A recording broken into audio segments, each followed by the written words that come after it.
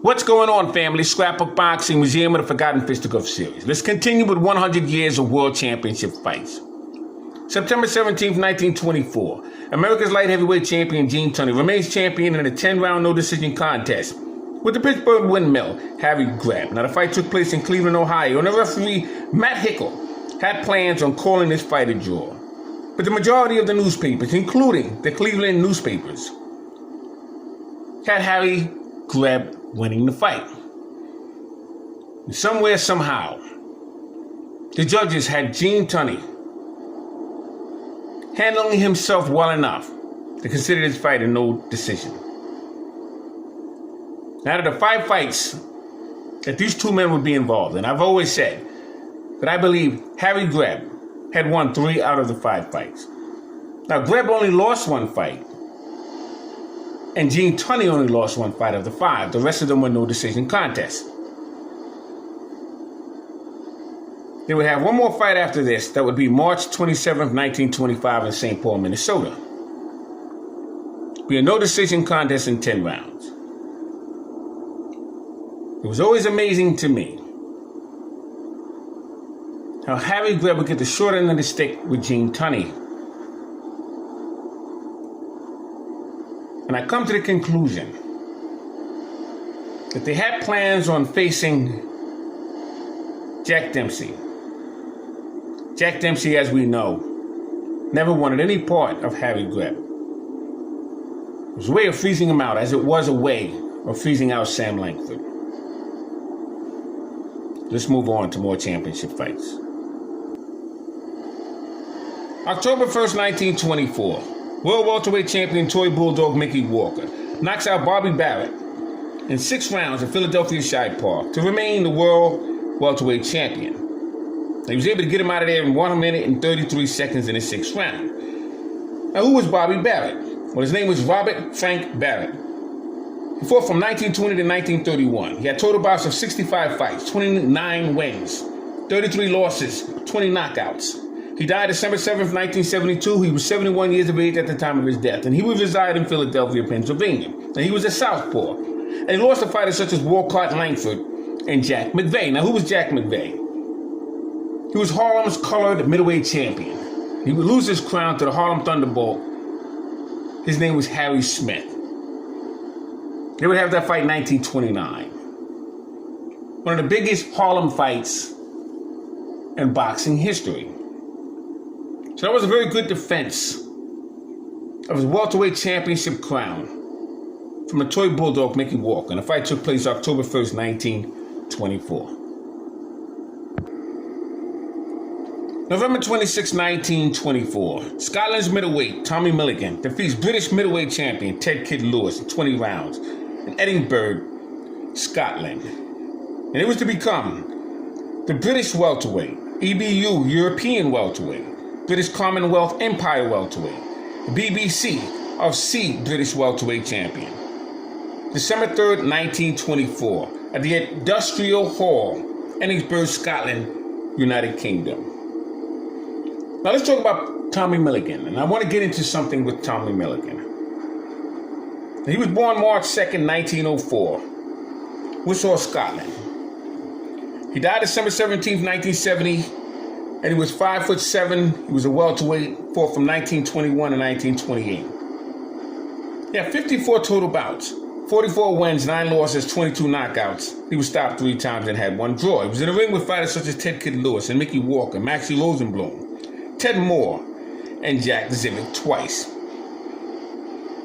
Now, why is this important that I talk about Tommy Milligan for one moment? Now, he got a shot with Mickey Walker. Mickey Walker would knock him out. And we'll get to that later on in the series. But where I have a problem with Tommy Milligan was a fighter by the name of Lynn Johnson. Let me show you Lynn Johnson for one moment. Now, Lynn Johnson was born October 22nd, 1902 in Clayton, Manchester. He died September 28th, 1974. He's 71 years of age at the time of his death. He would reside in the UK. But he stood 6'1". He was a tall fella, middleweight and light heavyweight. Matter of fact, he picked up the vacant Australian version of the British Empire Middleweight and Light Heavyweight Championship from Harry Collins, who had a record at that time of 30 wins, 5 losses. He defeated Roland Todd and Jack Hood. Ted Kid Lewis, as we know, was a champion in multiple divisions. He went 20 fights with Jack Britton. Defeated Ted Moore and Tiger Jack Payne. And what was sad about Len Johnson, he was a black fighter. And he was discriminated against. And those from the UK who know their history understand where I'm going with this. There was a rule called 25, which meant there was one drop of black blood in your DNA. You could not fight for a world title. Or if you had one white mother and a black father, or a white father and a black mother, you couldn't fight for a world title. So Len Johnson was denied of that opportunity. So much so he had to go to Australia. He would defeat Ted Kid Lewis. And many of the names that I mentioned to you, Roland Todd, they all got shots. But he was denied an opportunity. So he took matters into his own hands. And for 6 terms, he tried to get on a committee to change the rules and the laws. And he was denied even allowing himself to get put on a committee. So he and a group of other gentlemen crashed the bar and they protest. And eventually, throughout the years, he would change that rule. So had it not been for Len Johnson, fighters such as Anthony Joshua and others wouldn't have gotten an opportunity. Len Johnson needs to be saluted for that. And his career needs to be discussed and appreciated. Now, the reason why I bring up Len Johnson in this conversation with Tommy Milligan is because Tommy Milligan from Scotland got the opportunity that Len Johnson from his hometown never got. An opportunity to face Mickey Walker for the World Championship. And that was sad. Tommy Milligan should have gotten an opportunity. But so should Len Johnson. Now I can show you plenty of photos of Len Johnson. Here's Len Johnson taking on Len Harvey.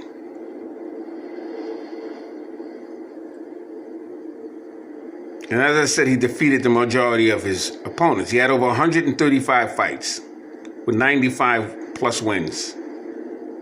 British Negro boxer wins bout. We're talking about Len Johnson.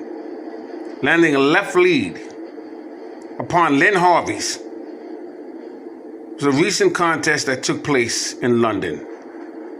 The men are middleweights. Again, Len Johnson is to your right. Len Harvey is to your left, and he defeated him. Very good left. Right hand is up. Well-schooled technical fighter. Like I said, I can show you probably 50 photos of Len Johnson, but I believe you got the picture. Let's move on to World Championship fights.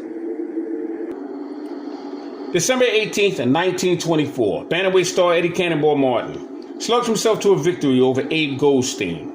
He becomes the World of New York SAC bantamweight champion of the world. Fight took place in New York's Madison Square Garden. And the referee was Tommy Sherman. And he was representing the New York SAC. Now, who was Eddie Cannonball Martin? Well, he was born February 26, 1903, Brooklyn, New York. He died August 27, 1966. He was 63 years of age at the time of his death, and he would reside in Brooklyn, New York. Stood 5 foot 3 inches, and he had a 65-inch reach. He was a bantamweight and fought from 1921 to 1932. Had a total bout career of 98 fights. 81 wins, 12 losses, 29 by the knockout route, and he was stopped himself 3 separate occasions. He was in the ring with fighters such as Davey Abad, Todd Morgan, Dominic Patrol, Charlie Phil Rosenberg, Eduardo Martino. I'm going to show you a few of these fighters. Dominic Patrol. Now here's Dominique Patron. He was a Harlem featherweight, very strong fighter. Was in the ring with several fighters during his time. But he was in the ring with a very strong fighter.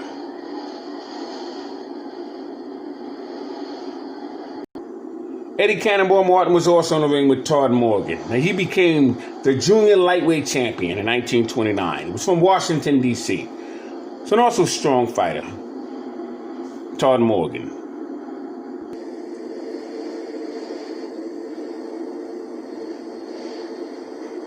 There's the junior lightweight belt, held by Todd Morgan.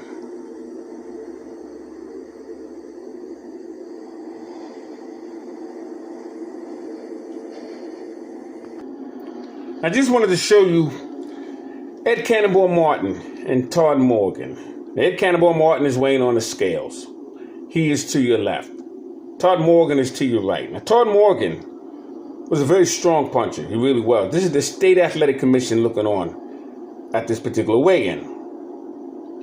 Now, what had actually happened and how this fight even came about was Todd Morgan, Mike Ballerino, would get it on.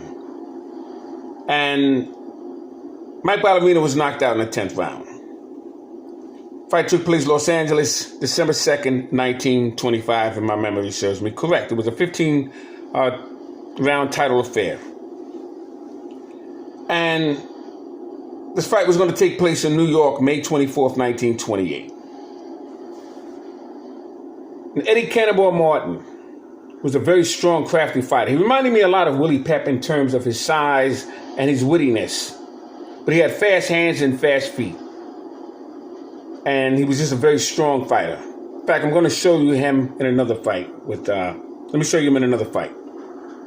Now, this is Eddie Cannonball Martin with Charles Phil Rosenberg, who wound up becoming a very good bantamweight champion. Charles Phil Rosenberg, the new champion.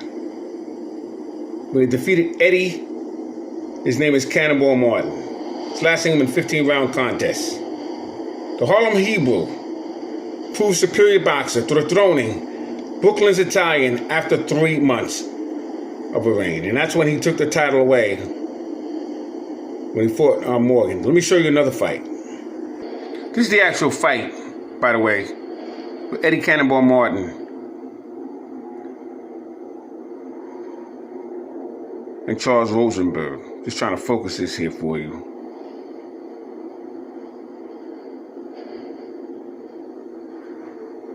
Charlie Rosenberg to the left. Rosenberg is to the left and Martin is to the right. Let me show you Charlie Phil Rosenberg for one moment. Now here you have Charlie Phil Rosenberg. Very good bantamweight fighter. Very good bantamweight fighter. I have a lot of articles on this man. He defeated Eddie Cannonball Martin. I'm going to show you one more article of Charlie Phil Rosenberg. Now here's Charlie Phil Rosenberg to the left. And you had a fighter who really thought he had an opportunity, a good shot at defeating him. His name is Eddie Shea. He's on the scales. And there's Eddie Shea, completely flat.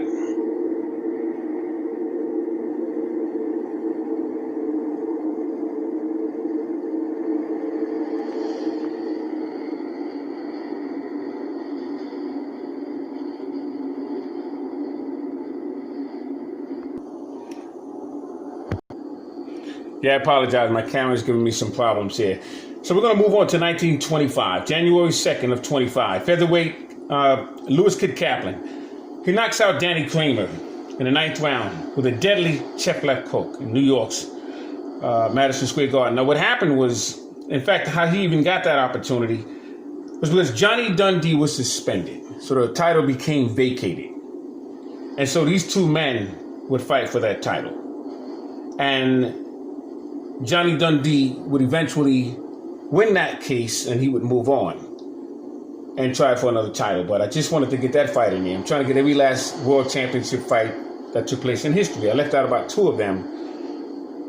But I'm giving you basically every world championship fight that took place in history. So January 15th, 1925, let's go on to Benny Leonard. So right now we're looking at Benny Leonard. Now, sometimes I'm going to show you pictures that don't match the fighter that I'm talking about. I don't want to do the traditional thing in this series. I'm giving all fighters an opportunity to be seen. It'll be very helpful, obviously, if I told you who some of those fighters were. The last fighter that I showed you was a guy by the name of Dale Brothers. He was a Harlem heavyweight, local fighter. So I just showed his picture here. But here we're looking at January 15th, 1925. World lightweight lineal champion Benny Leonard retires at the age of 28. He was undefeated. They called him the Ghetto Wizard. Benny Leonard leaves the ring after suffering from a hand injury. He got that hand injury when he faced Lou Tendler, who was a Philadelphia southpaw. And it was called the Jew 25. It's a certain move they used back in the days. He turned on him, and because Lou Tendler is a southpaw, he tripped over his ankle. And when he tripped over his ankle, he tried to catch himself, and his glove bent back when it landed on the canvas. He still won the fight because he's Benny Leonard. He has the heart and the guts to do something like that. But that's the reason why he really retired. He kept having the hand injuries after that situation. So he retires, a wealthy young man at that time, and he invested in his family and in the New York stock market. And eventually you'll see him back again. Now this is 1925. He came back and he had a really good fight. He had about 19 fights before he fought a young man by the name of Jimmy McLarnin. He was an Irish young man, traveled through Canada. And we'll see that. That took place in 1932. But this is Benny Leonard, January 15th, 1925. Let's take a look at the article. So I pulled out the Benny Leonard scrapbook once again. I put them back. I take these things out just to show you. Benny Leonard retires from the ring as undefeated lightweight champion. Loves his mother, who worried about him. Induced great boxer to hang up the gloves. He was still in his prime. And Benny Leonard I have him ranked number 1 along with Joe Gans. Now, if I took out the Joe Gans scrapbook, it's 1,000 pages. There's pictures, there are no authors who have them. It doesn't exist. They tried to get those from me years ago. And there's 1,000 pages front and back of photos and articles and handwritten statements and so on and so forth. Handwritten statements from Jack Blackburn himself that I have in those books. So I don't want to show those on the internet. But that scrapbook is brilliant. But I have him along with Benny Leonard, the greatest lightweight champions of all time. Now, many have Duran number 3. But these two, that's who I stick with as number 1. And I just want to show you the Benny Leonard because keep in mind, everything I show you is from the original scrapbooks. These are original articles. And what what separates me from other uploaders is that I give you the real deal. I give you actual articles from my scrapbook. I don't have to do that.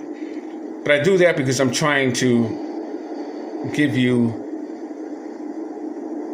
an onlook on what actually took place in history.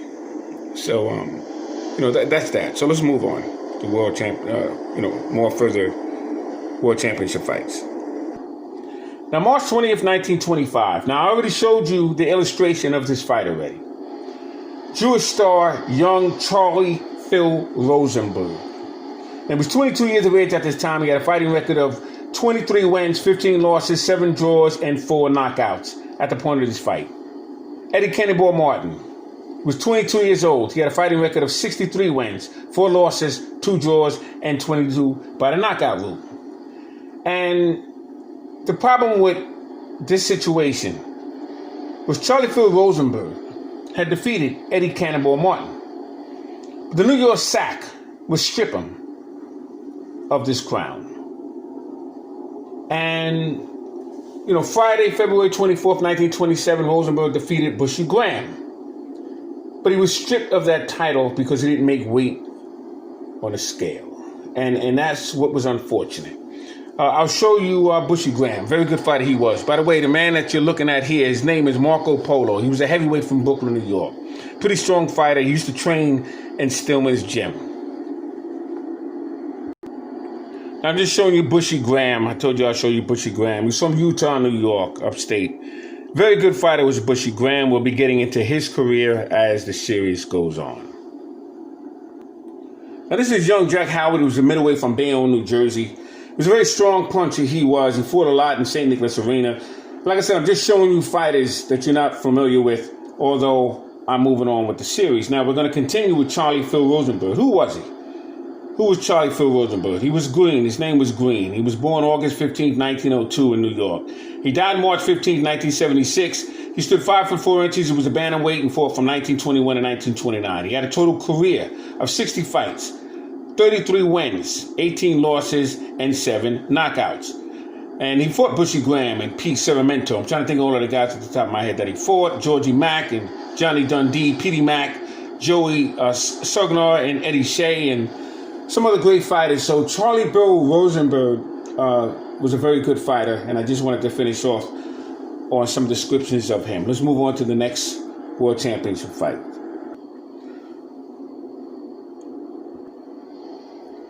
So March 27th, 1925, America's light heavyweight champion Gene Tunney and world middleweight champion Harry Greb meet for the 5th and final time. It was in St. Paul, Minnesota, and the results were a 10-round no decision. Both men would remain champion.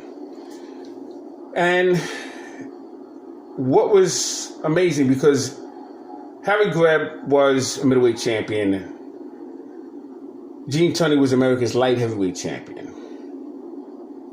And they just kept basically fighting for money. And Harry Greb, like I said, I believe he won 3 out of the 5 fights. And not just me, a lot of the old historians that I've spoken to many years. I remember Paul Cavalier and I was from Lenny Shaw's boxing gym. He was something else. He was a hell of a fighter, but an outstanding trainer, but he judged a lot of fights. So he's seen a lot of fights. And he's seen Harry Greb train and fight several times. And he told me, he said, and he sparred with Gene Tunney many times. And he told me that Harry Greb won the majority of those fights. And he was in good company. So, that's just one of them things. They just didn't want Harry Greb to get into the heavyweight echelon because Jack Dempsey, at some point was given word that he was coming out of retirement, if you will. And I would have liked to have seen, if anything, Harry Greb and maybe a Harry Wills, something like that.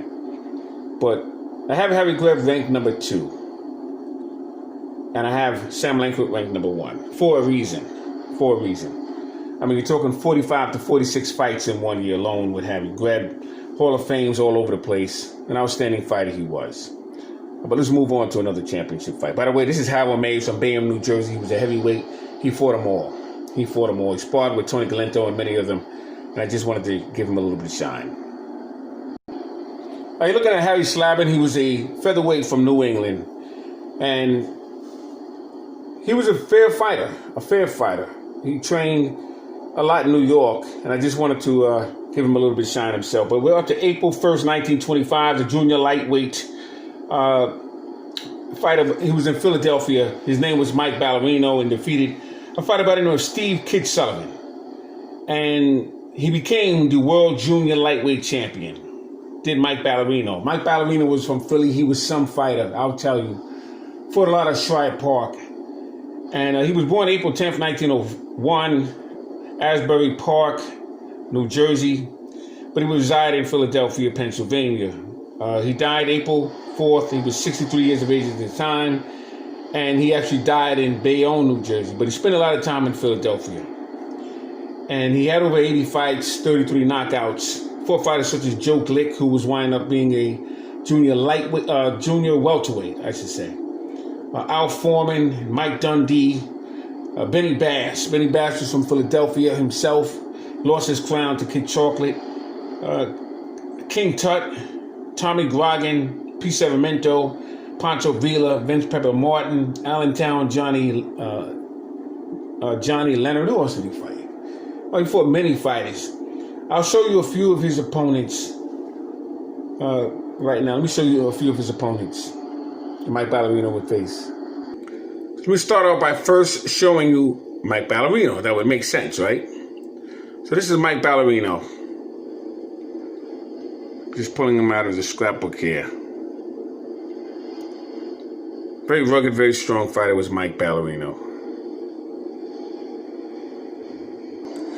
And here he fought Tommy Grogan. I told you about that fight. Tommy Grogan, another pretty decent fighter for his time.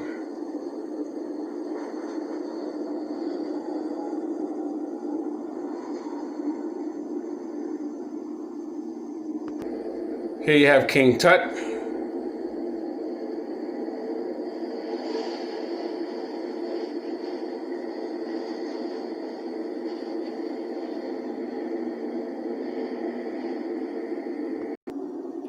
Here you're looking at Panama Algans, some fighter he was.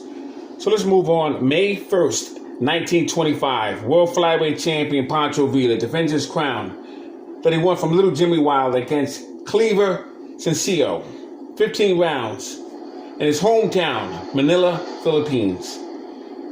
Now, Cleaver Sencillo, he was born January 1st, 1905, and he died April 20th, 1926. He was 21 years of age at the time of his death, and he would reside in California. He stood 5 foot 2 inches. He was a super flyweight and fought from 1924 to 1926. He has 17 total bouts.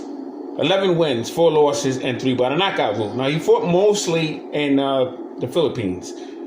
And, he was a general fighter, but, if you look at some of the guys he fought Fidel LaBarba, who would wind up becoming a flyweight champion. And Fidel LaBarba, I'm going to get into his career as we move on, but he was in the Olympics. He was a really good Olympian. We'll get into Fidel LaBarba as we move on. He was in there with Teddy Silver and Bud Taylor. Who else did he fight? Pancho Villa, obviously. But he would win the vacant Oriental Bantamweight title by kidding the boy. And that was in the Philippines. So let me show you. I'll show you Teddy Silver. All right, so this is Teddy Silver. He was a bantamweight from California. Pretty strong fighter. But, he was in a ring with a lot of these fighters, during that time. Was Clever Sencillo. I think one of the most celebrated fighters that Clever Sencillo would be in the ring with was a fighter by the name of Corporal Izzy Swartz. Now, he was a very good fighter. Good champion he was. We'll talk about him as the series goes on as well.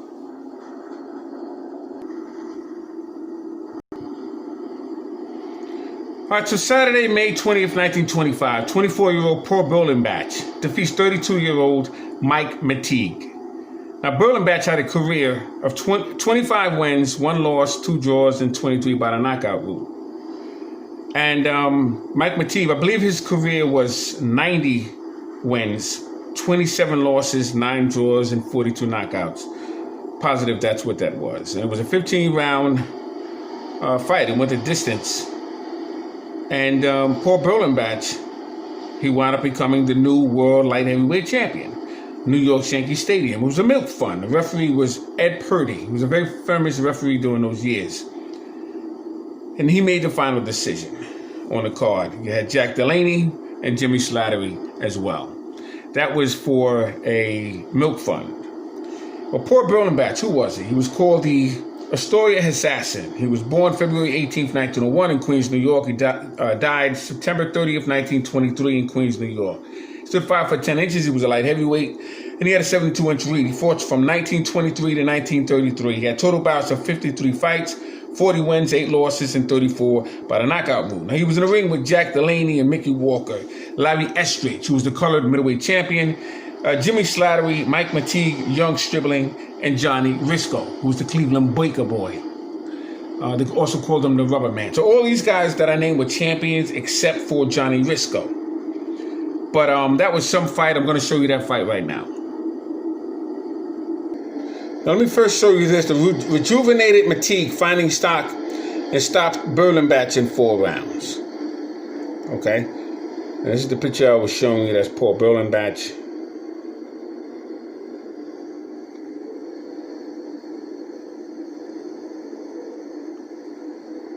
Alright, so once again, this is from my scrapbook. And here you have Mateague, you have Berlin-Batch.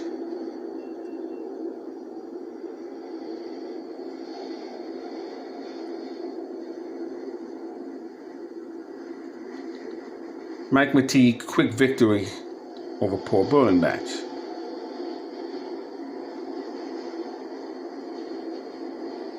All right, but the tide would reverse right about here. And you have here Mike Mateague, who's looking on the scale. Berlin-Batch is literally on the scale. And Mike Mateague would lose this time to Paul Berlin-Batch. I just wanted to show you both sides here. And eventually, Paul Berlin-Batch would retire from the ring.